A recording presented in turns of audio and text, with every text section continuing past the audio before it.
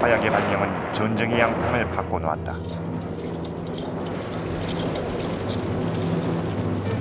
화살과 돌을 앞세웠던 전쟁은 조총과 대포의 대결로 바뀌었다. 이에 따라 성곽의 모습 또한 변해야만 했다. 화포의 공격을 견뎌내는 것이 성곽의 첫 번째 과제가 된 것이다.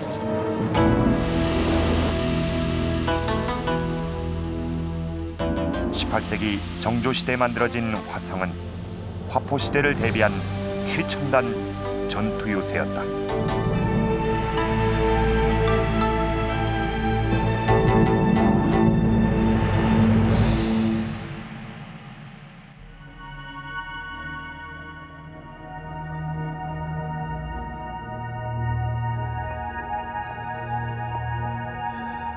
지금 제가 있는 이곳은 수원 화성의 장안문 앞입니다. 아주 견고해 보이면서도 세련돼 보이는데요. 이 화성은 200년 전 이 조선의 계몽군주라고 불리웠던 정조 때 만들어졌습니다. 이 정조는 자신의 아버지였던 사도세자의 능을 여기서 가까운 곳으로 옮기면서 인근에 신도시를 건설하려고 했는데 그 결과물이 바로 이 화성인 것입니다. 이 조선시대 이 성들 가운데서 가장 마지막에 세워진 이 화성을 두고 조선 성곽 건축의 정점이자 완성품이라고 아주 극찬하는 이들이 많았습니다. 실제로 이 화성은 지난 97년 세계문화유산으로 등록이 돼서 그 건축사적인 가치를 인정받은 바가 있습니다. 그런데 오늘 우리가 이야기하려고 하는 것은 이 화성의 예술적 가치에 관한 것이 아닙니다. 건축학적, 조형적 아름다움 뒤에 숨겨져 있는 이 화성의 진면목에 대해서 이야기하려고 합니다. 자, 이 아름다운 건축물에 어떤 비밀이 숨겨져 있는지 여러분은 궁금하지 않으십니까? 먼저 이 화성을 한 바퀴 돌아보도록 하겠습니다.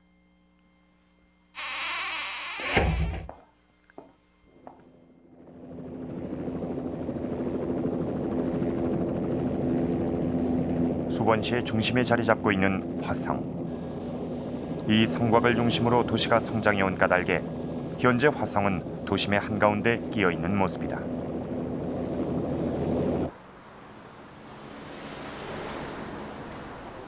화성 4대문 중 하나인 팔달문은 좌우로 도로가 들어서면서 성곽의 일부가 끊어진 상태. 이런 몇 군데를 제외하면 화성은 비교적 제 모습을 잘 간직하고 있다.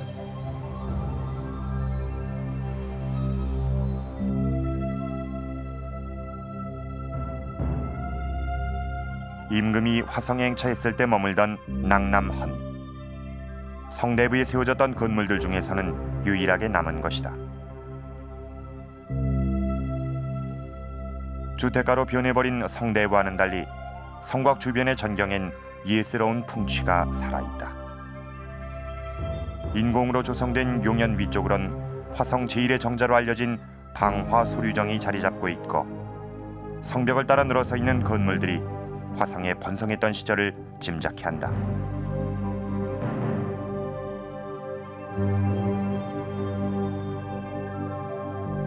자연스러우면서도 견고해 보이는 성벽은 화성의 가장 큰 자랑거리다.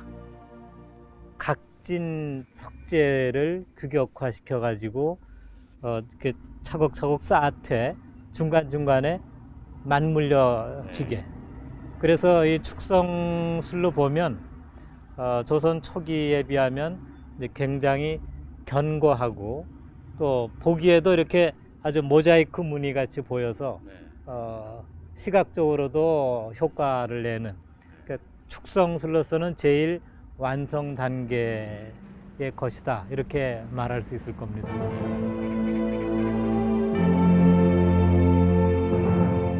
화성이 완성된 것은 1796년. 정조의 명을 받아 2년 6개월에 걸친 공사의 결과로 탄생한 것이다.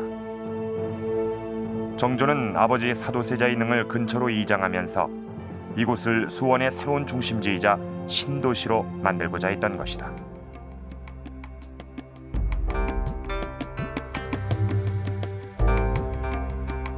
화성이 완성된 뒤 만들어진 화성 성역의궤. 성의 건설 과정을 꼼꼼하게 기록한 일종의 공사 보고서다.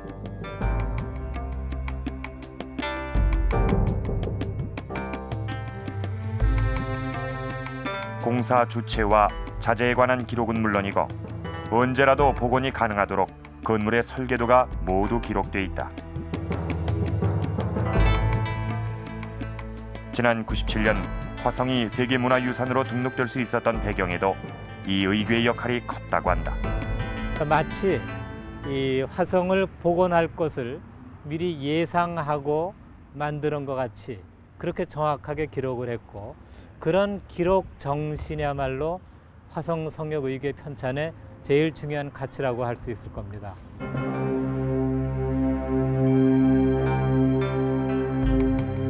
우리나라 역사상 최초의 계획도시로 설계된 화성은 정조대의 안정된 정치와 경제, 그리고 문화의 발달이 있었기에 만들어질 수 있었다.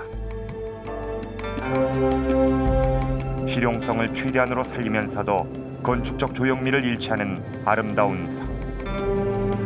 수원 화성은 조선시대 최후이자 최고의 성곽 건축물인 것이다. 지금의 이 화성은 정조 때 지어진 모습 그대로가 아니라 지난 70년대 중반에 이 상당 부분이 복원된 것입니다.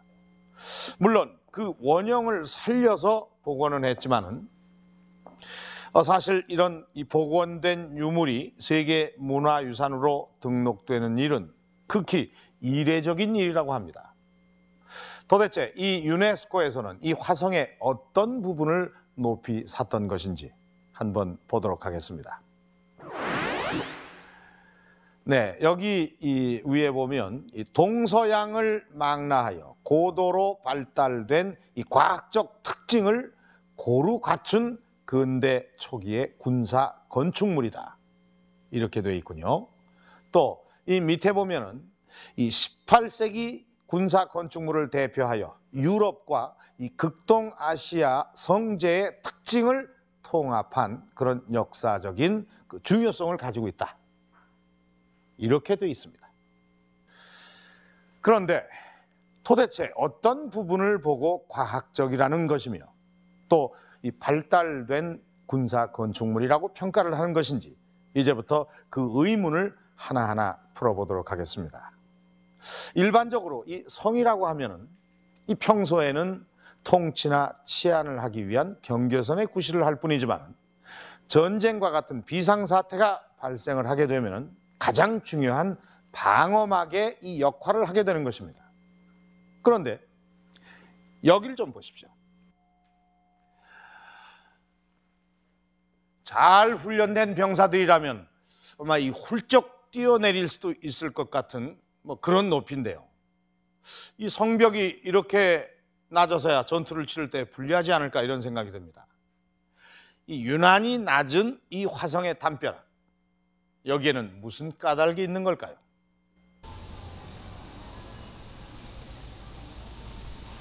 먼저 화성 성벽의 높이가 얼마인지부터 확인해 보기로 했다.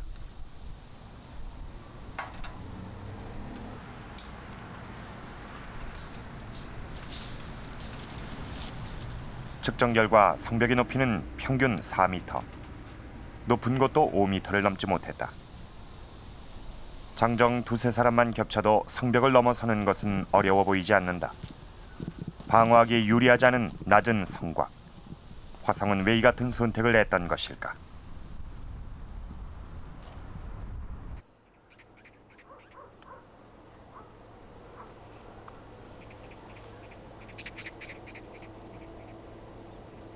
충북 보은군에 위치한 삼년산성. 삼국시대 때 만들어진 성이다. 깎아지른 듯 촘촘하게 쌓아놓은 성벽은 한눈에도 쉽게 침범할 수 없을 것 같은 위압감을 준다. 살살. 경사진 산기슭의 높이까지 더한다면 최고 20m가 넘는다는 3년 산성. 성벽의 높이만도 14m가 넘는다. 성벽을 이처럼 높게 쌓은 것은 고대 전쟁의 성격 때문이었다. 보병이나 기병을 이용한 육탄전이 대부분이었던 까닭에 성벽이 높을수록 적을 방어하기가 쉬웠던 것이다. 높은 성벽에 대응해 이것을 공략하기 위한 무기들도 개발됐는데 소차는 성 안의 동태를 엿보기 위한 일종의 정찰용 엘리베이터였다. 지렛대의 원리를 이용한 발석차는 커다란 돌멩이를 날려보내 성벽을 파괴하는 고대의 대포였다.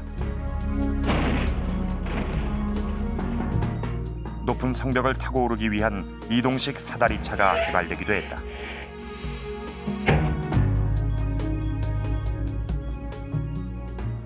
성벽을 무너뜨리는 것이 여의치 않자 땅 밑으로 통로를 만드는 방법도 등장한다. 이처럼 과거의 전쟁에서는 성벽의 높이가 승패까지도 좌우하는 중요한 조건이었다. 그러나 화포의 등장은 상황을 변화시켰다. 화포가 전쟁의 주력 무기가 되면서 높은 성벽은 오히려 방어하기에 불리한 조건으로 전락한다.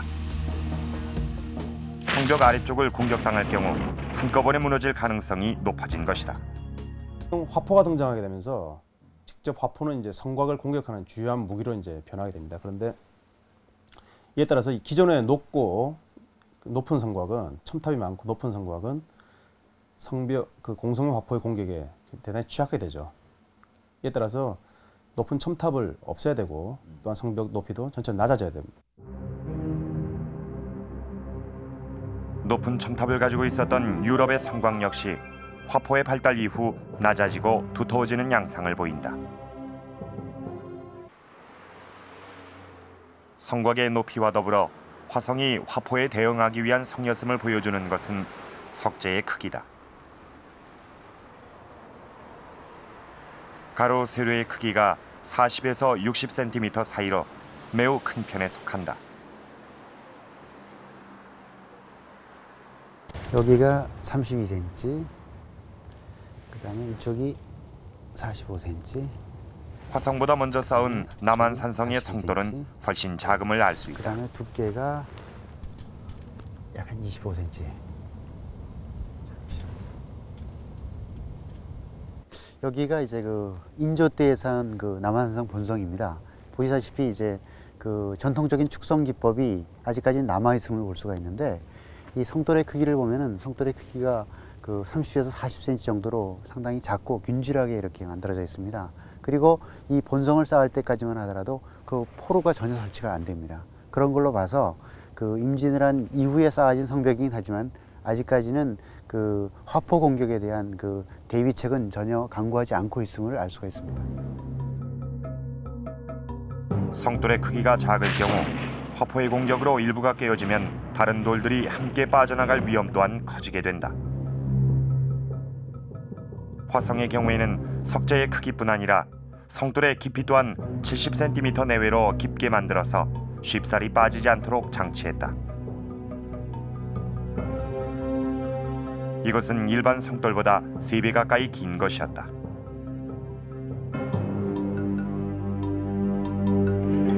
화성의 성벽을 견고하게 지탱해주는 가장 큰 비결은 심석을 사용했다는 점이다. 무려 1m 50cm 길이의 심석을 성벽 중간중간에 박아놓은 것이다. 그 당시에는 지금 같은 콘크리트 재료가 사용되질 않았기 때문에 돌 자체끼리 서로 이가 엇물려 있도록 구성하기 위해서 간간히 한 5자 내지 6자 정도 간격으로 한 석재도 긴 것은 5자 정도 그런 석재를 길게 간간히 설치를 해서 그것에 의해서 뒤에 뒷체음돌하고 표면의 성곽돌하고 서로가 일체화되는 방법을 구사하고 있습니다. 화성의 성벽은 심석과 성돌을 엇물려 놓는 당대 최고의 축성 기술로 만들어졌던 것이다. 그렇다면 실전에서는 어떠했을까? 화성이 만들어진 시기에 사용되고 있었던 화기를 살펴보면 조총은 성벽에 전혀 위협이 되지 못했음을 쉽게 짐작할 수 있다. 오늘날의 바추카포에 해당하는 불랑기 역시 두터운 성벽을 파괴하기엔 역부족이었을 것이다. 가장 강력한 화기는 홍위포였다. 당시의 최첨단 화기였던 홍위포. 화성은 이 홍위포의 공격을 어느 정도까지 견딜 수 있을까?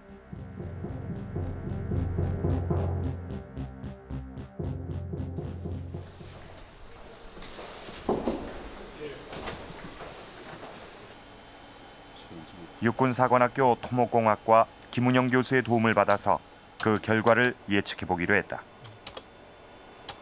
당시에 탄을 일반 저희들 철을 사용한 재질로 생각을 했고, 그다음에 지금처럼 이 현대 탄 모양이 아니고 이 구형의 원형의 모양을 생각했습니다. 하고 당시에 이제 화약의 성능을 봤을 때 요즘 무기 같으면은 시속 한 300 내지 400 정도의 빠른 속도가 나오지만 당시는 그에 충분히 미치지 못하기 때문에 일단 제가 계산한 거는 한 150 정도, 초속 한 150m 정도의 탄의 속도로 부딪히는 걸로 가정을 해서 계산을 했습니다. 계산의 조건은 당시의 상황에 가장 가깝게 설정했다. 지름 10cm의 철로 만든 구형 포탄에 탄의 속도는 초당 150m, 석재의 크기는 화성 성돌의 평균에 맞췄다. 화강 같은 경우는 일반적으로 저희 요즘 보는 콘크리트 강도의 한 5배 내지 6배의 이제 강도를 발휘할 수가 있습니다. 특히 이제 이 날라오는 탄에 대한 이제 저항을 할 수 있는 거는 이제 이 암의 강도가 되겠습니다. 근데 암이 그 정도 높은 강도를 이제 가지고 있고, 특히 두께가 60cm 정도로 될 경우에는 현대 무기로도 저희들이 이제 아주 고성능 무기 아닌 일반적으로 야전에서 볼 수 있는 무기가 정도는 충분히 어떤 돌이 파괴된다든지 파손에 대해서 피해받는 일은 없을 걸로 생각이 됩니다. 따라서 그 과거의 무기를 봤을 때는 수원화성은 당시 어떤 화포의 공격에 대해서 성벽이 화포의 충격으로 무너진다든지 또는 이 피해를 보는 일은 없었을 것으로 추정이 됩니다. 결국 화성은 당시로선 최첨단 무기였던 화포의 공격을 충분히 버텨낼 수 있을 만큼 견고하게 지어졌던 것이다. 화성의 건물들 중엔 화강암 대신 이렇게 벽돌을 이용해 지은 것들도 있다. 그런데 이 벽돌 건물들은 성문 앞쪽이나 성벽 모서리 등 공격에 가장 많이 노출되는 곳에 위치해 있다. 이것은 무슨 까닭일까? 조선시대 실학자들 사이에서는 돌과 흙, 그리고 벽돌 중 어느 것이 성벽의 재료로 적합한지 의견이 분분했다. 반개 유영환 같은 이는 돌을 이용하되 부분적으로 벽돌을 쌓아서 석회로 고정시킬 것을 주장했다. 벽돌 성이 좋으냐, 돌로 쌓은 성이 좋으냐는 조선시대에도 많은 논란이 있었습니다. 돌 자체는 강한데 돌과 돌이 만나서 이루어지는 것은 무너지기 쉬운 약점이 그 마찰력이 약하기 때문에 벽돌 자체는 약한데 몰탈로 이렇게 옛날엔 석회석인데 접착을 해 놓으면 전체는 강하고, 그런데 이제 대포가 등장하게 되니까 대포에 대해서 돌이 강하냐 벽돌이 강하냐 이게 이제 논란거리였습니다.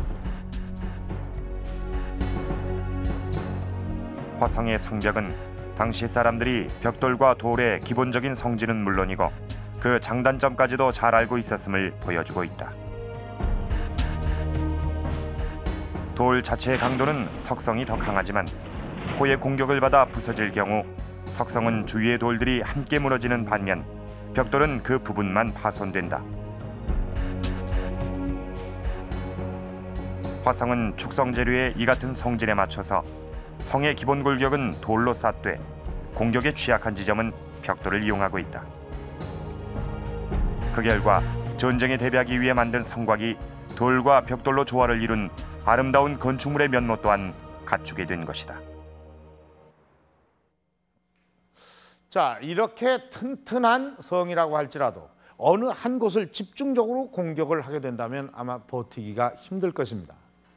자, 이런 공격으로부터 버티려면은 이 튼튼한 성벽을 건설하는 것은 물론이려니와 자, 이 적과 맞설 수 있을 만큼의 이 공격과 수비의 능력을 키워야 하는데 자, 이 화성의 이 전투 능력은 어느 정도였는지 알아보도록 하겠습니다.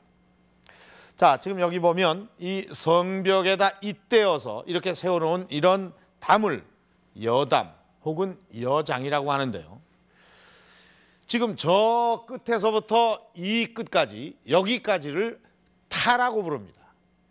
이 각각의 타에는 지금 보시는 것처럼 3개의 구멍이 뚫려 있습니다. 이것은 총을 겨누기 위한 것입니다. 자, 지금 보시면 이 위에 나란히 뚫려 있는 이 2개의 구멍은 이 총으로 멀리 있는 적을 공격하기 위한 것이고 또 이 옆에 보면은 자, 좀 밑으로 뚫려 있는데 여기 보면 비스듬히 저 밑을 향해서 이 구멍이 나 있습니다. 이것은 성벽에 가까이 다가온 적을 공격하기 위한 것입니다.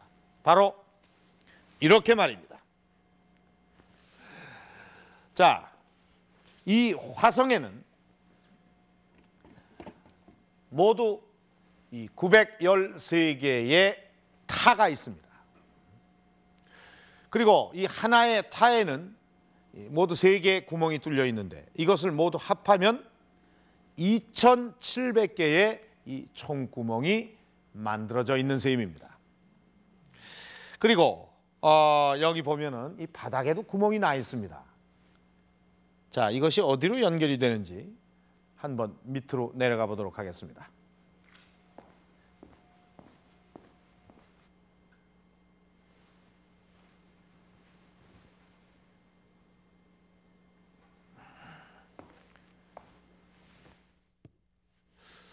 이것은 현안이라고 불리우는 건데 적이 이 성벽으로 달라붙으면 이 구멍을 통해서 뜨거운 쇳물이나 오물 등을 흘려보내서 적을 물리치는 그런 시설입니다. 이렇게 화성 곳곳에는 방어와 공격을 하기 위한 이런 시설들이 갖춰져 있는데요. 그 중에서도 이 가장 특이한 것은 바로 저 뒤에 보이는 바로 저 건물입니다. 화성 최고의 전투 시설로 불리우고 있는 저 건물이 무엇인지 한번 알아보도록 하겠습니다.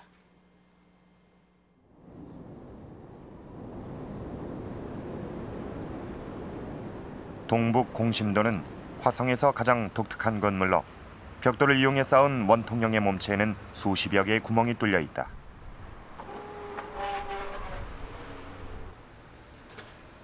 건물의 내부는 복도식으로 이루어져 있는데 구멍들을 통해 바깥을 내다볼 수 있도록 했다.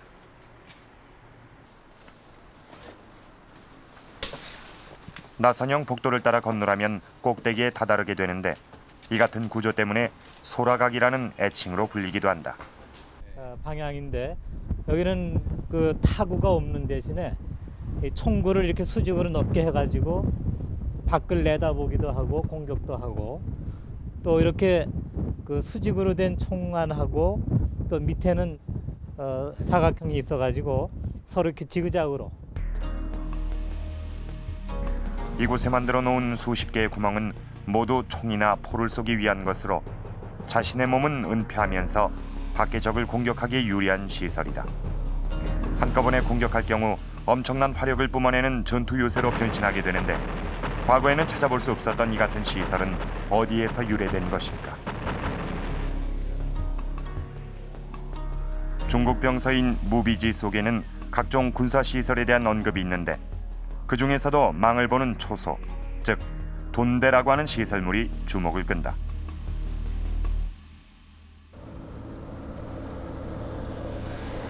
돈대는 우리나라의 기존 성곽에서도 찾아볼 수 있는 시설이다. 우리나라에서 돈대가 처음 세워진 것은 강화도였다. 바다를 통해 들어오는 적을 감시하기 위한 것으로 강화도 전체에 약 50여 개의 돈대가 세워졌다. 하지만 단독으로 세워진 돈대는 적의 집중 공격을 받을 경우 쉽게 함락되는 단점이 있었다. 이 때문에 후대로 내려오면 돈대와 돈대를 이어주는 외성을 쌓게 된다. 초소로서의 기능에 방어 능력을 추가시킨 것이다.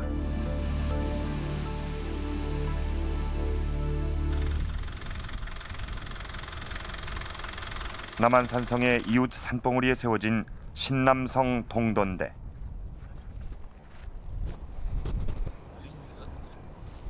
남한산성이 한눈에 내려다 보일 뿐 아니라 산성으로 진격해오는 적의 동태를 감시하기에도 매우 유리한 곳이다. 즉, 전략적 거점인 셈이다.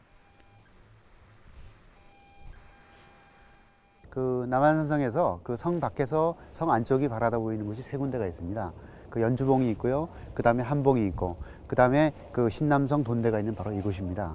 특히 이제 그 병자호란 때 이곳을 뺏기게 됨으로써 그 이제 그 치명적인 손상을 입게 됐는데요. 그 청나라 군대가 여기다가 그 대포를 설치하고 포를 쏴서 성 안에 있는 행군까지 날렸다는 그런 기록이 있는 걸로 봐서 여기는 그 남한산성을 방어하는데 굉장히 중요한 요충지입니다. 그래서 그 이후에 이제 여기다가 이제 돈대를 쌓고 말하자면 그 전략적 요충지를 갖다가 확보하는 개념으로 이 돈대를 쌓았던 것 같습니다. 이곳은 본성과 가까운 만큼 방어에도 유리하다. 만약 적이 공격해온다면 본성에서 포를 쏘아 지원해 줄 수 있는 위치인 것이다. 화포가 발달하면 발달할수록 그런 어떤 독립시설물들은 적의 화포 공격에 대단히 각계각파될 우려가 있는 거죠. 이에 따라서 그 돈대의 기능을 그대로 유지하면서 그 돈대가 적의 집중적인 화포 공격에 견디기 위해서는 주 성곽과 거리를 가까이 하면 가까이 할수록 훨씬 안전해지겠죠. 화성에서 보이는 여러 가지 돈대라든지 그런 것들은 바로 그런 양상을 띌 수 있죠. 주위를 한눈에 내려다볼 수 있는 자리. 그 위치만으로도 동북 공심도는 돈대에서 비롯된 것임을 알 수 있다. 특히 화성의 경우에는 성 안으로 완전히 들어와 있는 형태다. 여기에 공격 기능까지 더해짐으로써 동북 공심도는 돈대의 가장 발달된 모습을 갖게 된 것이다.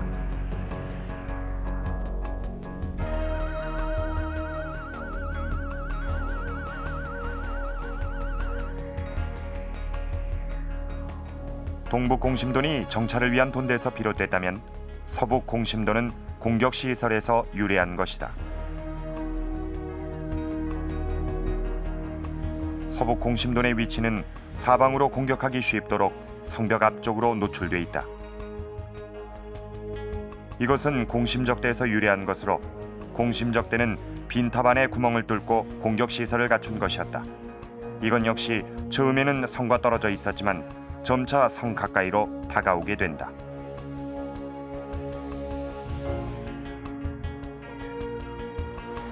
성벽에 붙음으로써 각계격파의 위험은 제거하고 공심적대의 공격성은 극대화시킨 것. 바로 이것이 화성 서북 공심돈의 실체인 것이다.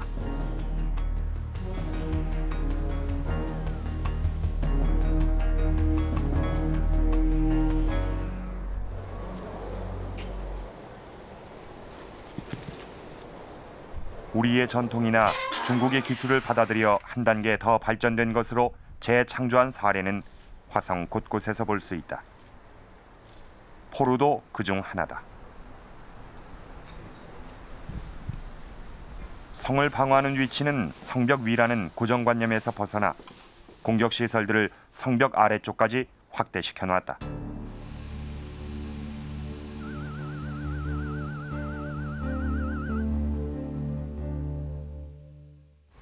화성에서 가장 아름다운 경치를 자랑하는 방화수류정 역시 풍류를 위한 정자의 기능과 방어의 기능을 겸하고 있다.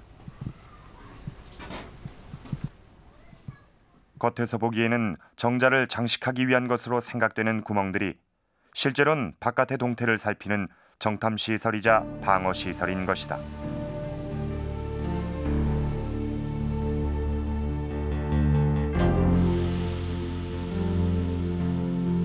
화성 성곽을 따라 퍼져 있는 시설들은 공격과 방어에 유리하도록 배치한 과학적인 설계의 산물이다.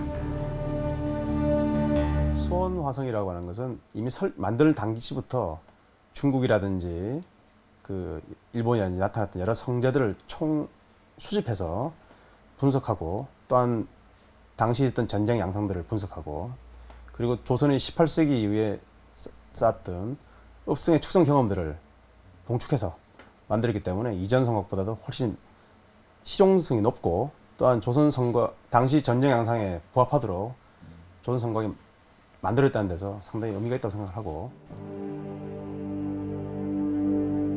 어느 것 하나 똑같은 것이 없는 화성의 건축물들. 그것은 단순한 미적 아름다움을 추구한 결과가 아니었다.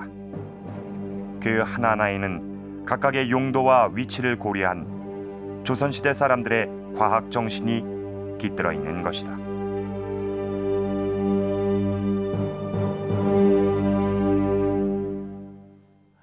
이 소라 속처럼 빙빙 돌아서 올라가는 것이 참 재미있습니다. 자, 이 공심돈이 완성되고 나서 당시의 임금이었던 정조는 지금의 저처럼 이곳에 구경을 왔었다고 합니다. 자, 기록을 한번 보겠습니다.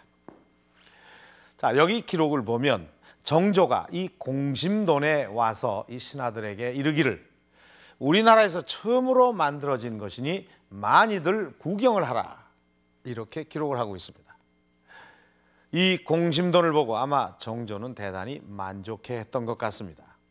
그런데 이런 군사시설물들은 그 자체의 화력도 중요하지만 얼마만큼 적재적소에 배치되었는가가 더 중요할 것 같은데, 자, 이 공심돈의 입지를 살펴보도록 하겠습니다.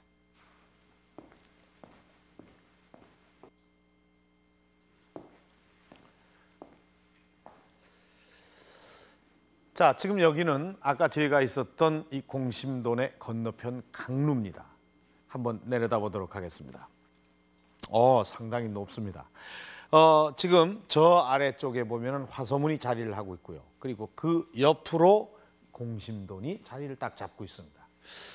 이 건물이 이렇게 들쭉날쭉하게 배치가 되어 있습니다. 이 보통 성곽은 왜 둥근 형태로 되어 있는데 뭔가 좀 다른 것 같습니다. 아마 여기에도 어떤 의도가 숨어 있는 것이 아닐까요? 자, 실제 전투가 일어났을 때 어떤 상황이 되는지 한번 보도록 하겠습니다.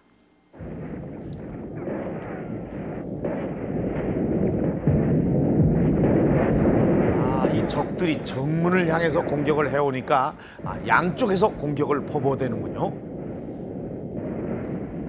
자, 저 건물들이 어떤 전략적인 목적에 의해서 배치됐다는 것을 짐작할 수가 있는데, 자, 과연 그 전략이 무엇인지 알아보도록 하겠습니다.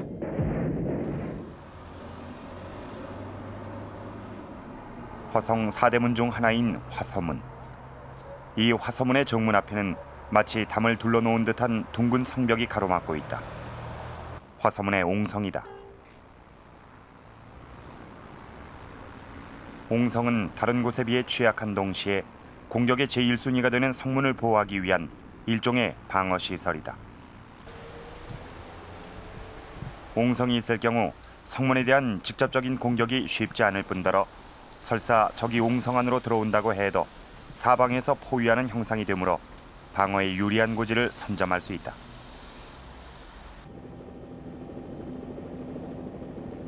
옹성은 화성의 4대문 앞에 모두 설치되어 있는데 위치에 따라 그 모양새가 조금씩 다르다.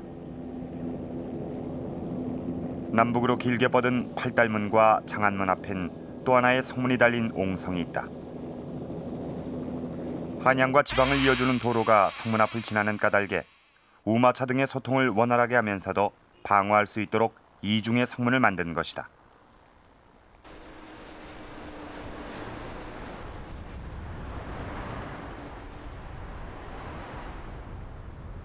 성문 옆엔 또 다른 방어시설도 갖춰져 있다. 옹성보다 조금 더 앞쪽으로 돌출해 있는 적대가 그것이다.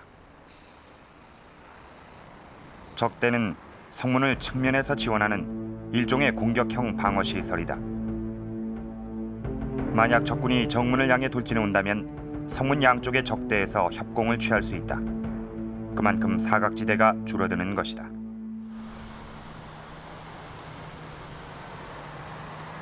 적의 공격을 받아 성문이 불탈 경우에는 오성지가 그 위력을 발휘하게 된다. 5개의 구멍에서 물이 쏟아져 내려 불을 끌 수 있는 일종의 소화전과도 같은 시설이다.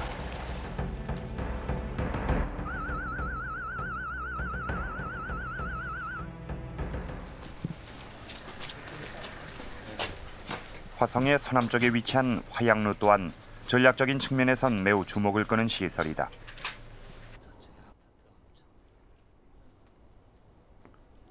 성 밖에 위치하고 있는 화양루와 성벽 사이에 용도라고 하는 통로를 만들어서 복도처럼 연결해 놓은 것이다.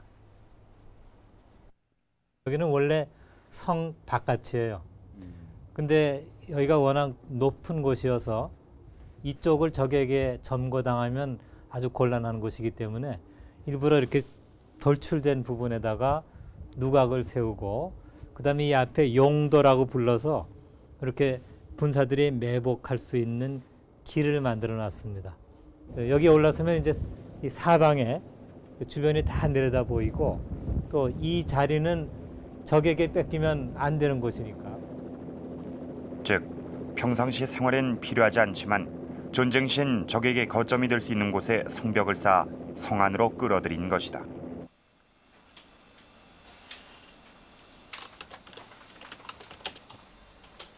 화성 전체에서 전략적 거점들을 확인해 보기로 했다.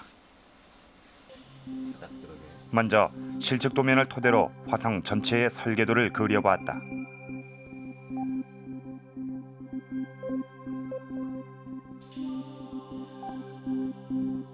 확인 결과 무수히 많은 지점에서 의도적으로 성벽을 꺾어지게 만든 흔적을 발견할 수 있었다.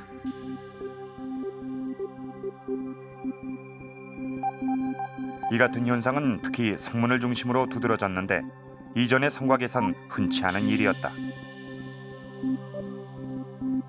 그 수원 화성의 경우에는 화포 직사 확인 화포로서 적을 공격해야 되고 하다 보니까 성곽들이 대체적으로 직선에 가깝게 구성을 하도록 되어 있고 그 17세기에 나타난 여러 성곽들도 보면 그 직선으로 유지하고 꺾어질 때는 반드시 그 직각에 가깝게 꺾어지도록 되어 있습니다. 그런 것들은 이제 우리가 수원 화성에 보는 강루라든지 그걸 통해 가지고 볼 수 있는 것이죠. 그래서 그 직접 사격을 할 때 그 사각지대를 최소화시키는 여러 가지 그 방법을 사용했다고 볼 수 있습니다.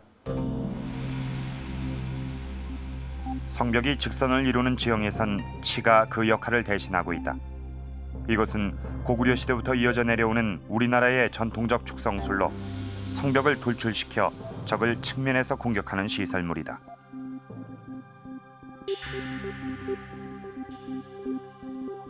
화성 전체에서 성벽이 직선을 이루는 지점엔 어김없이 치가 자리하고 있다. 그런데 치와 치 사이에는 일정한 간격이 있어 나름대로의 기준이 있었음을 알 수 있다. 대체적 거리는 당시 주요한 성곽 방어 무기인 불랑기라든지 조총의 유효 사거리 속에 있도록 되어 있습니다. 그래서 인접지성에서 인접지성을 서로 도울 수 있도록 구조되어 있고 그런 경우에 서로 지원할 수 있으면 중간 지역은 바로 그 화망이 구성될 때 할 수 있죠. 치와 치 사이의 거리는 130보. 당시 화기의 가장 효과적인 사거리를 100보로 볼 때 두 개의 치 사이엔 60보의 교차 사격 범위가 생기게 된다. 그만큼 사각지대가 줄어들고 방어력이 향상되는 것이다.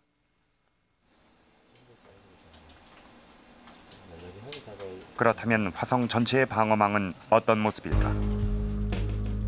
성곽 위의 모든 공격 시설에 대해 각각의 수비 범위를 그려봤다.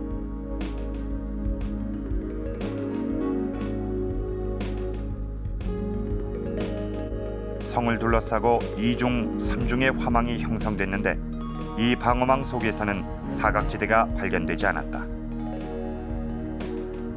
결국 수원 화성은 적의 침입을 허용하지 않는 철옹성으로 설계됐던 것이다.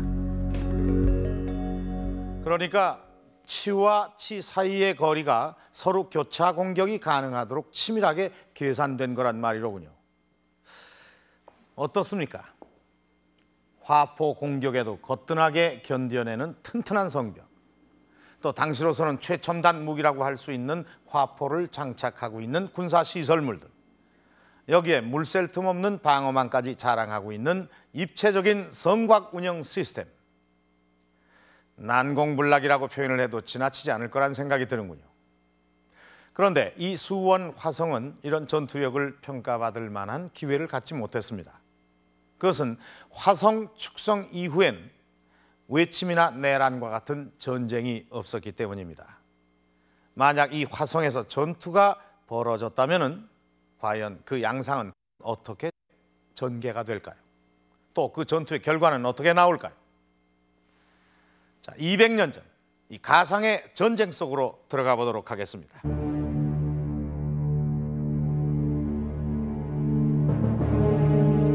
평소라면 하루를 마감할 시간. 전시체제하에서는 지휘본부인 서장대를 중심으로 화성 전역에 비상령이 선포된다. 5개의 봉수에서 모두 불길이 치솟으면 전쟁 중이거나 전투가 시작됐음을 알리는 신호.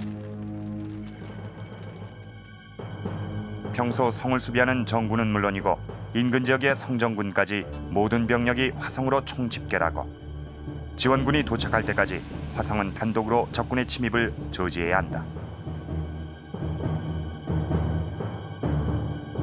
침략자들로서도 화성을 정복하지 못할 경우에는 뒤에서 공격당할 위험이 있으므로 반드시 점령해야 하는 전략적 요지. 조선군과 침략자들 사이에 숙명의 대결이 벌어지게 되는 것이다. 성벽의 수비는 성정군의 몫이다. 각 타마다 8명씩 배정되는데 조총수, 궁수, 창수 등이 각 1명에서 2명씩 배정되고 5타당 불랑기 한 대씩이 설치된다. 그리고 뒤쪽으론 노인과 여성들이 투석전을 준비한다. 공심돈과 포루를 비롯한 주요 거점 시설엔 조총과 화포 등의 화기가 총동원돼 만반의 태세를 갖춘다.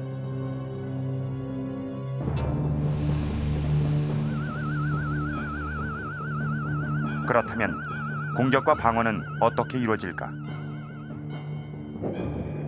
침략자들의 첫 번째 공격 목표는 나무로 만들어진 성문. 대포를 선두로 공격이 시작된다. 일부 포탄이 옹성벽에 맞더라도 벽돌 성벽은 전체적으로 무너져 내리진 않는다.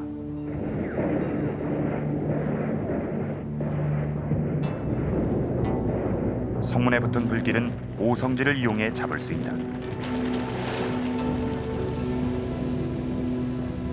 적의 부대가 성을 공략하기 위해 접근해오면 100보 이내부터는 조총을, 50보 이내부터는 활공격을 시작한다.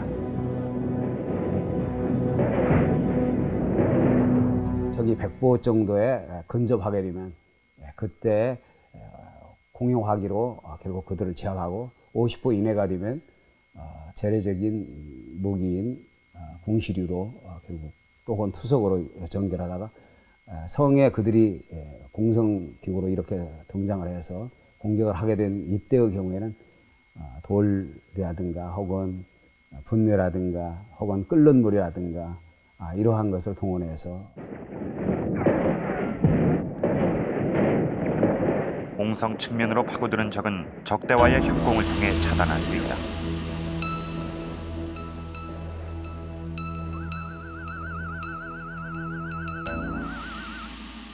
성문 함락이 여의치 않을 경우 공격의 2단계는 취약한 지점의 성벽을 직접 공략하는 것. 화성 최고의 전투 요새 공심돈이 위력을 발휘하는 순간이다.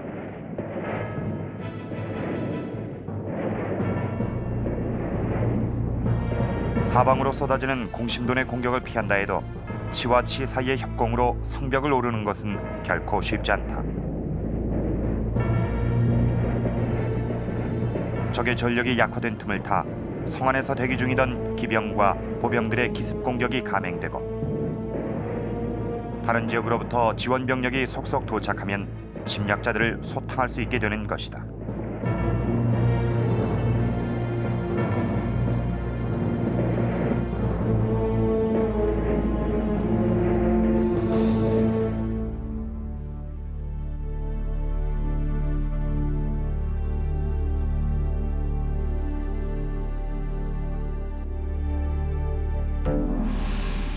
전쟁의 폭풍을 무사히 넘긴 화성은 빠른 속도로 안정을 되찾게 될 것이다.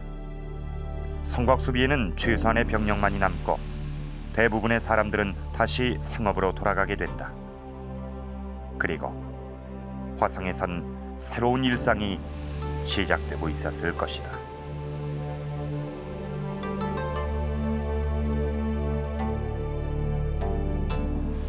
어떻게 보셨습니까? 사실 이 전쟁의 결과를 예상한다는 것은 역사에 있어서 만약이라는 가정을 하는 것과 같이 무의미한 일일런지도 모릅니다. 그러나 이 화성은 그동안 축적되어 온 전투 경험과 또 축성술이 총동원된 그야말로 조선시대 최고의 성곽이었습니다. 때문에 당시 우리나라에서는 가장 강력한 전투 능력을 갖춘 성이었던 셈이죠. 그렇다면 여기서 또 한 가지 의문에 부딪히게 됩니다. 여기가 한양과 같은 수도도 아니고 그렇다고 이 국경에 가까운 것도 아닌데 왜 하필이면 이곳에 최첨단 요새를 만들었던 것일까? 자, 지금 보시는 이곳은 정조가 이 화성에 왔을 때 군사를 지휘했던 자리입니다. 정조는 재위기관 중 무려 13번이나 이 화성을 방문했습니다. 200년 전 이 정조의 행보를 통해서 전투 요새로 만들어진 이 화성의 탄생 배경을 알아보도록 하겠습니다.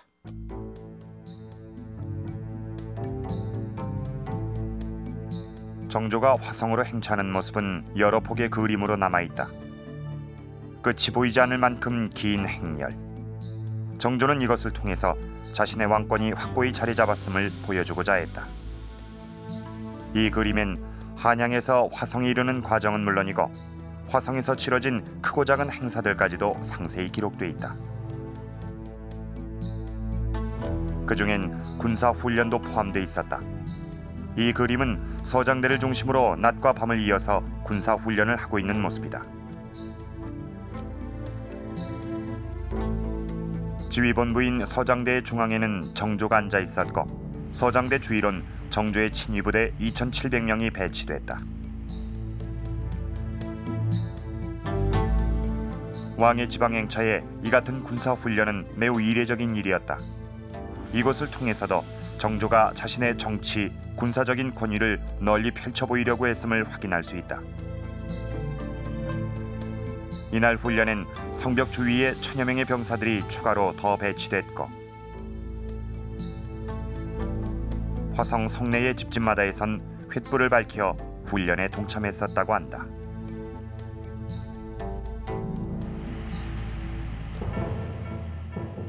화성에서의 군사훈련 과정에서 주력을 이룬 것은 장용영의 군사였다. 장용영은 정조 12년에 만든 장용위에서 비롯된 조직으로 젊고 무예에 능한 사람들을 모아서 정조의 친위부대를 만들고자 했던 것이 그 시작이었다. 정조 17년 장용영은 다시 조직을 개편해서 내영과 외영으로 나뉘는데 그중 내영이 수도를, 외영은 화성의 방어를 담당하게 된다.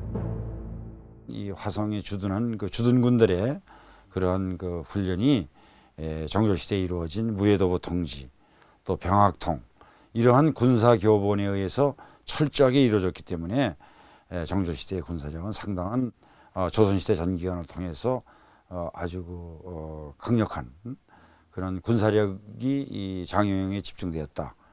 이렇게 말씀드릴 수 있습니다. 장용영은 기본적으로 외영이 주인이고 내영은 부용, 즉 부속이라는 그러한 얘기가 있듯이 장용영 체제는 외용이 중심이었습니다. 따라서 정조는 적어도 도성 이상으로 화성을 중시하였고 수도 방어 체제 또한 화성 중심 체계로 옮겨놓고자 하였던 것입니다. 정조의 이 같은 뜻은 곧 장용영 외영제의 강화로 이어졌고 이로써 장용영 외영은 정조대 최대 군령으로서의 면모를 과시하게 되었습니다. 화성 수비 당시 장용영 외영의 편지를 확인할 수 있는 단서가 성벽 주위에 남아 있다. 그러니까 이 표석은 그 화성의 그 방이 경계 그 표석으로 이쪽은 팔다리 전부에 중부에 그 꼬리 부분이고, 이쪽은 창룡이 그 전부에 머리 부분이 만나는 곳입니다. 그러니까 이쪽은 지금 남쪽 경계를 얘기하는 곳이고, 이쪽은 동쪽 경계죠. 그래서 요게 이제 구분되는 경계석이라고 할 수 있습니다. 즉, 이 비석을 경계로 수비 범위가 나눠졌던 것이다. 이와 같은 경계석은 모두 20여 개가 있었다고 하는데, 이런 자료를 근거로 화성의 수비 체계를 살펴보자. 먼저 성둘레는 사대문을 중심으로 4등분하여 장락 전위와 후위, 그리고 좌위와 우위가 담당했다. 행궁을 중심으로 하는 성내부는 장락 중위의 몫이었다. 각각의 장락위는 635명의 인원이 배치돼 있었고, 유사시엔 화성 수비를 담당하는 만여 명의 성정군 병력이 추가로 투입되도록 했다. 병력에 운영하는 데 있어서는 예비병력이지만 실제 전투가 일어난다든가 전투 훈련을 하는 경우에 있어서는 그들은 성을 지키는 주병력이라고 말할 수 있겠습니다. 오히려 정군은 국왕을 방비하고 호위하는 친위군적인 그러한 병력이라고 말한다면, 이것은 실제로 전투를 수행하는 실제 국방력이라고 말할 수 있겠습니다. 만여 명의 성정군은 수원 주위의 5개 고을에서 지원하도록 했다.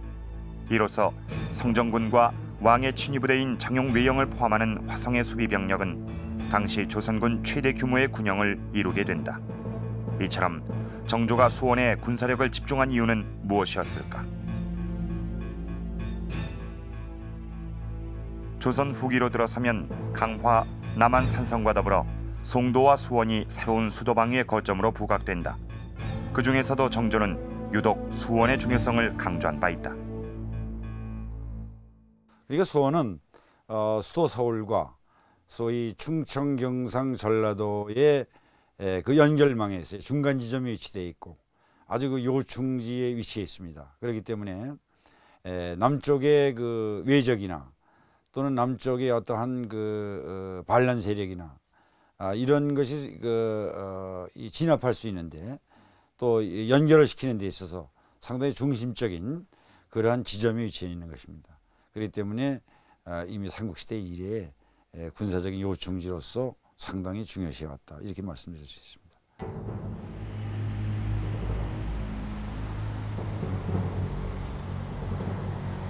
정조는 수도로 가는 길목이자 전략적 요충지인 이곳을 장악함으로써 자신의 정치, 군사적 역량을 높이고자 했다.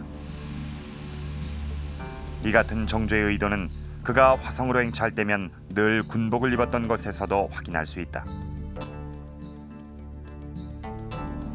정조는 아버지 사도세자의 능을 지킨다는 명분을 앞세워 화성의 군사력을 증가시켰다. 그러나 정조의 내심은 이곳에 자신의 정치적 이상을 실현할 새로운 신도시를 건설하는 일이었다. 이를 위해 정조는 조선 최대의 군영을 이곳에 주둔시켰으며 화성을 난공불락의 요새로 만들었던 것이다. 되게 이 화성 신도시의 건설과 또 화성 성곽의 이 축성 과정 속에서 자기의 정치력이 가장 원숙했던 어떤 시기를 반영한 것이고, 또 이런 것 실적으로 정조가 별세할 때까지, 서거할 때까지 이러한 그 자기의 이 정치력 개혁 정치를 추진하기 위한 실질적인 그런 거점으로서 이 화성을 많이 활용하려 했던 것입니다. 그래서 한말로 화성이야말로 정조가 가장 그 믿을 수가 있는 자기의 정치적인 그 정치 도시이고, 또 군사적인 도시이고, 또 정조의 정치 권력이나 모든 그 군사력의 핵심적인 그러한 지방이었다고 할 수 있습니다.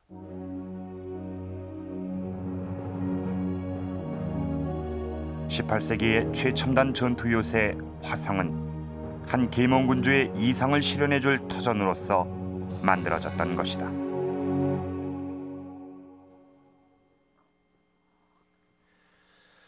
축성 동기나 그 배경을 생각하지 않고 본다면 수원 화성은 더없이 아름답게만 여겨지는 성곽입니다. 지형을 따라 구불거리는 이 성곽의 곡선들, 어느 것 하나 같은 것이 없는 공신동과 누각의 건축물들, 이 모든 것이 모여 조화를 이루는 하나의 거대한 예술품인 셈인데요. 우린 그동안 수원 화성을 얘기할 때면은 이런 건축학적인 아름다움에만 주목을 한 것이 사실입니다. 그러나 전투에 적합하도록 가장 견고하면서도 가장 기능적으로 설계된 건축물, 이것이 수원 화성의 또 다른 모습이었습니다. 조선시대 최후의 성곽이자 최고의 성곽으로 평가받는 수원 화성. 5km에 달하는 이 성곽 건축물은 철통 같은 수비망을 갖춘 전투용 성으로서 조선시대 건축 및 전략 기술이 총집합된 결정체였던 것입니다.